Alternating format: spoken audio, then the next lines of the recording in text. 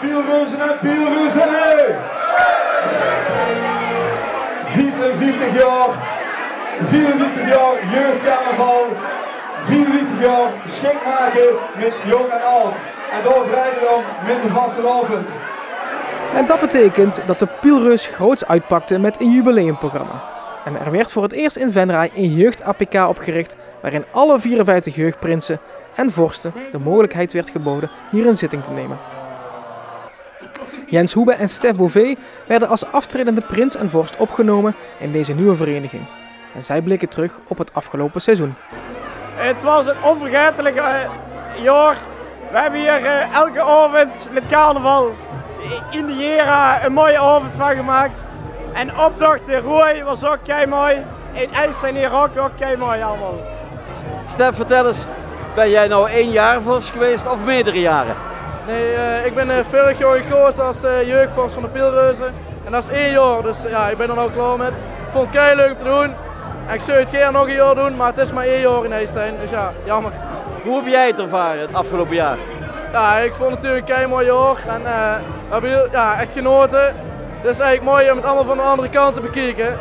Je ziet alles in de keer hoe je het normaal niet ziet en dat vond ik kei leuk. En na hun aftreden was het wachten wie de 5x11 jubileumprinsen zou worden van de jeugdcarnaval bij de Pielreuzen. 55 jaar geleden is vanuit de grote carnavalsclub was er toch behoefte om met de jeugd en IJssel ook wat carnaval te vieren. En toen hebben ze de eerste jaren de carnaval zelf geregeld. En eind jaren 60, begin jaren 70, in de beginjaren van de Jera 70 heeft de Jera het overgenomen en de Jera heeft het toen heel veel jaren doorgetrokken. Eind jaren 70 is het teruggegaan naar de carnavalsvereniging en vanaf die tijd is er een jeugdcomité en is ieder jaar de carnaval georganiseerd door het jeugdcomité vanuit de carnaval. Als ik roep Rien de Laat, zegt het jullie wat? Rien is eigenlijk de eerste van de carnavalsclub dat er echt hard aan heeft getrokken. Rien de Laat, Harry Potter, Gerrit Michels, dat waren de mannen van het eerste uur en die hebben het ook echt heel veel jaren gedaan. Toen ik nog jong was en 14, 15 jaar naar de Jera kwam, toen was Rien en Harry en Gerrit, dat waren de kaarttrekkers van de jeugdcarnaval. Die hebben ervoor gezorgd dat wij nou hier verder met door kunnen draaien. En tijdens een grandioze modeshow werd in 3 ronden door een deskundige jury het aantal prinsenkandidaten teruggebracht tot 2 stuks.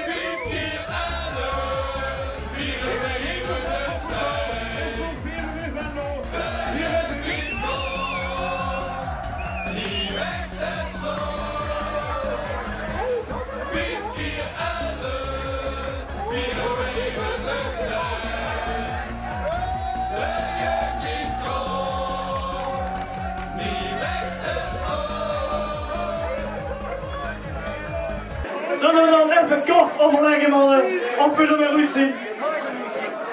Ja. Wij zien eruit, mensen, wij zien eruit. En mag ik een daverend applaus voor deze carnaval 2018, Prins Lou!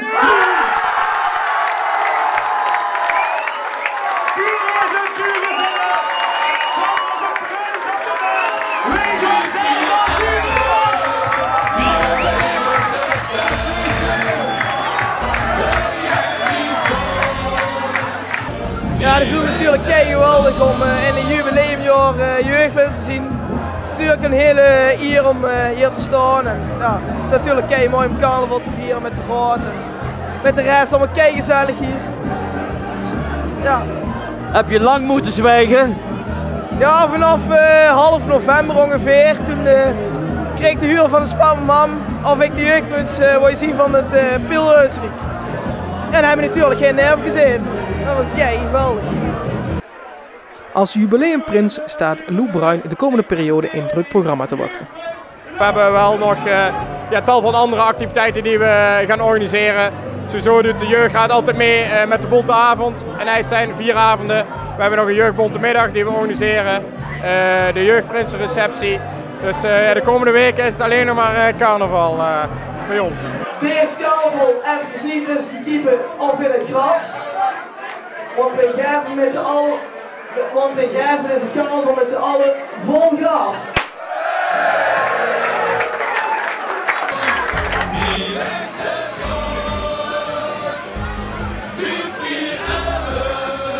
Vieren wij in het